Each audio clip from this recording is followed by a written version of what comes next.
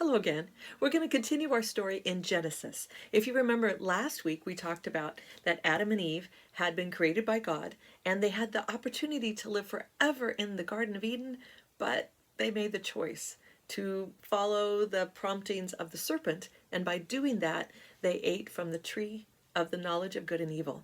And when they ate that fruit from that tree, they knew what was going on. They knew right from wrong. So, good news is they knew what was right. But bad news is they also knew what was wrong, and sometimes they wanted to go that way. And that's how the story today goes on. Adam and Eve had children, and they had children, and they had children, and there was all kinds of children out there growing and doing stuff and getting older and having more children. But they were choosing to do the bad things more. In Genesis 6, it says, "The Lord saw how great man's wickedness on the earth had become, and that every inclination of the thoughts of his heart was only evil all the time." So what that means is that he saw that people, when they had the choice to do good or bad, they were choosing to do bad. And it was to the point where he said, this isn't working. We need to try something new. So there was one man who was very righteous. His name was Noah. And he pulled Noah aside and told Noah, "I would like you to build an ark. Now, I am going to flood the world, and I'm going to save you and your family. You and your family and some of the animals of the world are going to be safe." Now, imagine, if you can, for a second, that here's Noah, who has lived in a world where we believe that at that time it had never rained.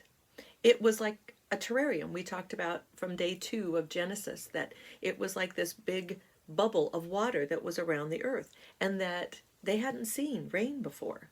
Well, God suddenly said, "I'm going to flood the earth, and I need you to build an ark to save yourselves."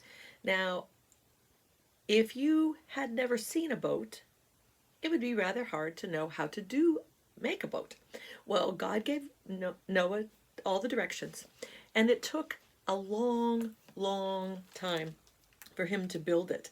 And it was sort of like, imagine building a boat where there's no ocean and there's no river and there's no water. And people must have thought he was crazy. So, but he said, "I'm going to destroy the world and I want to save you and your family." So Noah was obedient and built the ark, just as he said, just to the right specifications.